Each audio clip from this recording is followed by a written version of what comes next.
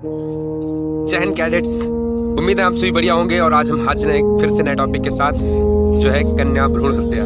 NCC के B और C certificate के तहत ये एक बहुत ही इम्पॉर्टेंट टॉपिक है, क्योंकि ये महिलाओं से जुड़ा हुआ है और महिलाओं, गरीबों, दलितों, साथ ही साथ समाज के पिछड़े वर्गों को लेकर के एनसीसी कई सारे क्वेश्चंस हर बार पूछती है। तो आपको ध्यान रखना चाहिए कि ऐसे टॉपिक्स पर भी आपकी पकड़ मजबूत हो। चलिए शुरू करते हैं वीडियो।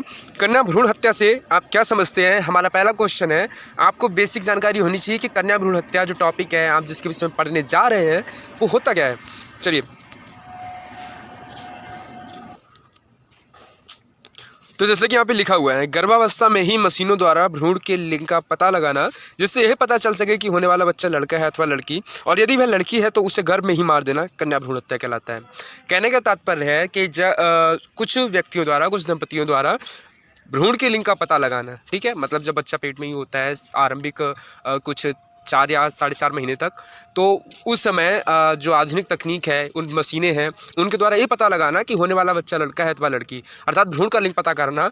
और अगर उसमें यह पता चले कि लड़की है तो गर्भपात कराना। तो चूँकि कन्या का आप भ्रूण, यानी कन्या की भ्रूण की आप हत्या कर रहे हैं, तो ये क्या हो गया, कन्या भ्रूण हत्या होगी कि नहीं होगी। तो वही है, इसमें कुछ अलग नहीं है लिखा हुआ, बस सिर्फ कुछ कठिन भाषा है, आप आराम से समझ सकते हैं। हम एक बार फिर से पढ़ते हैं। गर्भावस्था में ही मशीनों द्वारा भ्रूण के लिंग का पता लगाना, जिससे यह पता चल सके कि होने वाला बच्चा लड़का है अथवा लड़की, और यदि वह लड़की है तो उसे गर्भ में ही मार देना कन्या भ्रूण हत्या कहलाता है। चलिए, अगला हमारा टॉपिक जो क्वेश्चन तैयार होगा वो ये होगा कि कन्या भ्रूण हत्या के क्या कारण है, उन्हें लिखिए। आखिरकार क्यों कन्या भ्रूण हत्या क्यों होती है भाई? एक टॉपिक है ना, मतलब एक टॉपिक बन रहा है कि आखिरकार अगर कन्या भ्रूण हत्या हम पढ़ रहे हैं तो वो क्यों, क्या कारण है। तो उसके निम्नलिखित कारण ये है, अनचाहा गर्भ, ठीक है, अशुद्ध चिकित्सीय संज्ञान करके है, ठीक है, अशुद्ध चिकित्सीय संज्ञान, यानी कि कई बार क्या होता है कि जो मशीन जिनसे हम जांच कराते हैं, कभी कभार वो भी जो है हमें गलत दर्शाती है, ठीक है, क्योंकि मशीन है और इंसान परखता है तो इंसान से गलती हो जाती है। फिर दहेज प्रथा, क्या होता है कि कन्या जब बड़ी होती है, उनकी शादी होती है, तो तमाम परिवारों में मानसिकता रहती है कि जब ये कन्या बड़ी होंगी तो हमें इनकी शादी में दहेज देना पड़ेगा। तो दहेज प्रथा भी एक प्रमुख कारण होती है कन्या भ्रूण हत्या की। फिर है महिलाओं का समाज में निरंतर गिरता हुआ स्तर, और ये गाइस वाकई में एक बहुत बड़ा टॉपिक है कि महिलाओं का गिरता हुआ स्तर समाज में। दरअसल क्या होता है कि महिलाओं का स्तर नहीं गिर रहा है, जो ये पुरुष प्रधान जो समाज है, तो इसकी मानसिकता गलत है। ये अपनी नज़र में महिलाओं को उठने नहीं देता। तो यहाँ पे महिलाओं का स्तर नहीं गिर रहा है, बल्कि पुरुषों की सोच का स्तर गिरता चला जा रहा है। फिर महिलाओं के प्रति समाज की नकारात्मक सोच, यानी कि समाज जो है वह महिलाओं को एक नकारात्मक दृष्टिकोण से देखता है। वो सिर्फ ये देखता है कि ये सिर्फ घर में काम करने के योग्य है, और जो है एक तरीके से बंधुआ मजदूर की तरह। तो ये एक गलत नज़रिया है समाज का। फिर बेटियों से ज़्यादा बेटों को महत्व, ठीक है, मतलब बेटियों से ज़्यादा बेटों को महत्व क्यों देते हैं कि बेटे जो हैं बड़े होकर के नौकरी करेंगे, 4 पैसे घर में लेके आएंगे, जबकि बेटी का विवाह करना पड़ेगा, दहेज देना पड़ेगा। तो बेटियों से ज़्यादा जो है बेटों को महत्व दे रहा है। लेकिन ऐसी बात नहीं है, आज हमारी बेटियां काफ़ी आगे जा चुकी हैं। कल्पना चावला इसका एक मतलब उत्कृष्ट उदाहरण आप देख सकते हैं, क्योंकि हर बार उन्हीं का उदाहरण दिया जाता है। फिर आप देख सकते हैं जो है हमारी IPS किरण बेदी, ठीक है, और इस समय कई सारी अभिनेत्रियां हैं, कई तरीके के हमारे नेत्रियां हैं, जैसे कि सुषमा स्वराज थी, ठीक है, और मायावती जी हैं, सोनिया गांधी हैं, प्रियंका गांधी हैं। तो इस तरीके की कई सारी जो हैं हमारी नेत्रियां हैं, जो कि इस समय समाज में कार्य कर रही हैं। और आज जो है समाज में जो हमारी महिलाएं हैं वो पुरुषों के साथ कंधा मिला करके काम कर रही हैं। तो ये जो है महत्व वाली बात जो है वही है, पुरुष प्रधान समाज है। समाज का जो दृष्टिकोण है वो हमको त्यागना चाहिए और हमें जो है मौका देना चाहिए। आज हमारी बेटियां जो हैं वो सेना में भर्ती हो रही हैं, फाइटर जेट्स उड़ा रही हैं, तो वो हर क्षेत्र में काम कर सकती हैं। जो हमारे पास पावर्स रहती हैं वो सारी पावर्स अंडर में ले रही हैं और काफ़ी कुछ नया कर रही हैं। तो ये जो है ये गलत थिंकिंग है कि बेटियां जो है बेटों से बेकार होती हैं। और ये क्या होता है कि एक ये भी टॉपिक रहता है कि परिवार वाले ये सोचते हैं कि बेटा जो है वंश को आगे बढ़ाएगा, बेटियां नहीं बढ़ाएंगी। तो ये भी एक गलत धारणा है। फिर ठीक है, अगला देखते हैं कन्या भ्रूण हत्या के प्रभाव क्या है। आखिरकार हम क्यों पढ़ रहे हैं, क्या उसका कुछ ना कुछ दुष्प्रभाव जरूर पड़ रहा होगा हमारे समाज पे, इसीलिए ना हम उसको बैन कर रहे हैं। क्या पढ़ रहे हैं देख रहे हैं आगे। लिखा है समाज में कन्या भ्रूण हत्या के निम्नलिखित दुष्प्रभाव आ रहे हैं। क्या? गिरता हुआ लिंगानुपात। लिंगानुपात का मतलब होता है, लिंगानुपात जब भी हम कभी कैलकुलेट करते हैं तो प्रति 1000 पर स्त्रियों की संख्या कैलकुलेट करते हैं। मान लीजिए एक गांव में 1000 पुरुष रह रहे हैं, ठीक है, तो 1000 पुरुष में 900 स्त्रियां हैं, ठीक है, मतलब कि 100 पुरुष अविवाहित रहेंगे, ठीक है। तो ये लिंगानुपात मतलब लिंग का जो अनुपात होता है वो बराबर रहना चाहिए, जितने पुरुष से उतनी महिलाएं होनी चाहिए। तो ये गिरता हुआ जो लिंगानुपात है वो एक दुष्प्रभाव है। दूसरा है महिला तस्करी।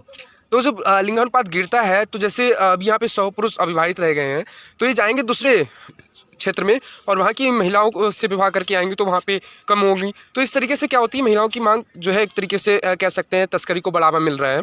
फिर बलात्कार और शारीरिक दंड में बढ़ोतरी, ठीक है, और गिरती हुई आबादी आदि भी इसके दुष्प्रभाव हैं। तो ये जो है ये सभी जो है कन्या भ्रूण हत्या के दुष्प्रभाव हैं और आप इनको जो है एक बार गौर से देख लीजिए, एग्जाम में पूछे जा सकते हैं। और जाहिर सी बात है एनसीसी के कैडेट्स जो हैं इस पर कई तरीके की रैलियां भी निकालते हैं अपने एक जो उनका रैलियों का जो प्रोग्राम आता है उसके तहत, और कई तरीके के हम जो है नुक्कड़ नाटक वगैरह इस पर प्रस्तुत करते हैं। अगला है कन्या भ्रूण हत्या को रोकने के लिए कौन कौन से उपाय किए जाने चाहिए आपके दृष्टिकोण में। तो यहाँ पे एक प्रैक्टिकल रूप में समझिए क्या यहाँ पे लिखा हुआ है। कन्या भ्रूण हत्या को रोकने के लिए निम्नलिखित कदम उठाए जाने चाहिए। डॉक्टरों के लाइसेंस को कैंसिल कर देना चाहिए, यानी कि उन डॉक्टरों के लाइसेंस को कैंसिल कर देना चाहिए जो लोगों को गर्भ में ही लिंग की पहचान करवाते हैं। एक पहला कदम उठा सकते हैं। लेकिन ये जो है भाई डॉक्टर क्यों लिंग का परीक्षण कर रहा है, आप जा रहे हैं ना उसके पास, तो मेन प्रॉब्लम वही है ना पुरुष प्रधान वाली। तो आप जो है अपनी सोच को बदलिए, और ये सोच कब बदलेगी जब हम अपने से शुरुआत करेंगे। कहते हैं ना हम सुधरेंगे जग सुधरेगा। तो वो वाली सोच यहाँ पे होनी चाहिए कि हम अपनी सोच से जो है विकसित करेंगे, अपने परिवार में गलत नहीं होने देंगे, अपने मोहल्ले में, अपने गांव में। तो इस तरीके से धीमे धीमे जो है आगे चल करके सब कुछ सही हो जाएगा। तो यहाँ पे एक जो प्रावधान किया गया है कि उन डॉक्टरों के लाइसेंस को कैंसिल कर देना चाहिए जो भ्रूण की लिंग की पहचान कराते हैं। फिर उन कंपनियों पर भारी जुर्माना लगाना चाहिए जो गर्भपात से संबंधित दवाइयाँ और उपकरण बनाते हैं। तो ये आपका सेकंड पॉइंट है। तो आप यहाँ पर भी कर सकते हैं कि जो उपकरण बनाते हैं गर्भपात से संबंधित या दवाइयाँ, तो उन पर भी भारी जुर्माना लगाना चाहिए, ठीक है। फिर उनके खिलाफ कानूनी कार्रवाई करवाई जानी चाहिए जो गर्भपात करवाते हैं। मतलब जो दंपति वहाँ जाते हैं, जैसा कि जो जा रहे हैं जिनकी सोच बेकार है, तो उनके ऊपर कानूनी कार्रवाई होनी चाहिए। फिर है बच्चियों के शिक्षा और रोज़गार को बढ़ावा देना चाहिए। जो हमारी महिलाएं हैं, जो हमारी लड़कियां हैं, जो हमारी बच्चियां हैं, तो उनके जो शिक्षा है उनके लिए प्रोत्साहन देना चाहिए, ठीक है। रोज़गार को बढ़ावा देना चाहिए। तो जाहिर सी बात है रोज़गार को बढ़ावा दे रही है हमारी केंद्र सरकार, सेना वगैरह में हर जगह निकाल रही है, राज्य सरकार भी काफ़ी उनके लिए कार्य कर रही है। और जो शिक्षा है उसके तहत भी कन्याओं के लिए काफ़ी कुछ छूट है। और जैसे कि नवोदय विद्यालय में तो गर्ल्स से फीस बिल्कुल पड़ती ही नहीं 9th क्लास से ऊपर, 9th क्लास से नीचे तो वैसे ही हर जगह एजुकेशन फ्री है। तो ऐसे ही कई सारे ऐसे स्कूल खोले गए हैं, कई सारी ऐसी योजनाएं चल रही हैं जिनमें हमारी बच्चियों को आगे बढ़ने के लिए प्रेरित किया जा रहा है। फिर महिलाओं को पिता का तथा पति की संपत्ति में बराबर का हिस्सेदार बनाना चाहिए। जो हमारी महिलाएं हैं जिनकी विवाह से पूर्व उन्हें पिता की संपत्ति में, और अगर विवाह हो गया है तो उन्हें पति की संपत्ति में बराबर का हिस्सेदार होना चाहिए, ताकि वह स्वावलंबी बन सके। उनके पास एक मजबूत आधार हो कि हम जो है अपने खिलाफ हो रहे शोषण के विरुद्ध खड़े होकर भी अपने किसी न किसी आधार पर मजबूती से टिक रह सकते हैं, ठीक है। फिर समाज की नकारात्मक सोच को दूर करना चाहिए। दैट्स द पॉइंट, ये पॉइंट है मेन पॉइंट। समाज की नकारात्मक सोच को दूर करना चाहिए। जो नकारात्मक सोच हमने अपने दिमाग में बैठा रखी है कि महिलाएं बेकार होती हैं और पुरुष उनसे बेहतर होते हैं, लड़कियां बेकार होती हैं, लड़के बेहतर होते हैं, तो ये चीज़ जो है ये चीज़ हमको दिमाग से निकालनी चाहिए। लोगों को कन्या भ्रूण हत्या से होने वाली हानियों को बताना चाहिए। ये जागरूकता वाले टॉपिक से रिलेटेड है। और हम एनसीसी कैडेट्स का जो है इस टॉपिक्स पे ही ये जो टॉपिक दिया गया है कि हानिकारियों को बताना चाहिए, जागरूक करने का जो कार्य है वो हम एनसीसी कैडेट करते हैं रैलियों के माध्यम से और भी कई सारे तरीकों से। फिर सरकार द्वारा कन्या भ्रूण हत्या को रोकने के लिए किए गए प्रावधानों को लिखिए। अगर पूछा जाए कि सरकार क्या कार्य कर रही है इस क्रम में, ठीक है, मान लो हम तो रैलियाँ निकाल रहे हैं अपने आधार पे, ठीक है, अपने लेवल पे, लेकिन सरकार अपने लेवल पे क्या कार्य कर रही है वो यहाँ लिखे हुए हैं। प्रसव पूर्व निदान तकनीकी अधिनियम 1994। कहने का तात्पर्य यह है कि जन्म से पूर्व जो है किसी भ्रूण के जन्म से यानी किसी बच्चे के जन्म से पहले उपचार के लिए प्रयोग की गई तकनीक जो है उसमें उससे रिलेटेड ये अधिनियम है, उससे रिलेटेड ये एक्ट है जो कि 1994 में बनाया गया। और इसके तहत क्या है कि गर्भाधारण से पूर्व या बाद में लिंग चयन और जन्म से पहले कन्या भ्रूण हत्या के लिए लिंग परीक्षण कराना गुनाह है। यानी कि कन्या भ्रूण हत्या के उद्देश्य से जो लिंग परीक्षण आप करा रहे हैं, यानी कि भ्रूण का जो लिंग परीक्षण करा रहे हैं, वह एक तरीके का गुनाह है। अगला पॉइंट है भ्रूण परीक्षण के लिए सहयोग देना व विज्ञापन करना कानूनी अपराध है। यानी कि परीक्षण में सहयोग देना अथवा भ्रूण परीक्षण कराने के लिए विज्ञापन प्रस्तुत करना अखबार में या फिर कहीं पे भी, तो वो क्या है, कानूनी अपराध है। इसके तहत 3 से 5 साल तक की जेल व 10,000 से 1 लाख रुपए तक का भारी जुर्माना हो सकता है, ठीक है। फिर है गर्भवती स्त्री का जबरदस्ती गर्भपात कराना अपराध है। ऐसा करने पर आजीवन कारावास की सज़ा हो सकती है, ठीक है। अगला चौथा पॉइंट है धारा 313 के तहत गर्भवती महिला की मर्जी के बिना गर्भपात करवाने वाले को आजीवन कारावास या जुर्माने से भी दंडित किया जा सकता है। धारा 314 के तहत गर्भपात करवाने के लिए के मकसद से किए गए कार्यों से अगर महिला की मौत हो जाती है तो 10 साल की कारावास या जुर्माना या दोनों हो सकते हैं, ठीक है। अगला है आईपीसी की धारा 315 के तहत शिशु को जीवित पैदा करने से रोकने या जन्म के बाद उसकी मृत्यु मकसद से किया गया कार्य अपराध होता है।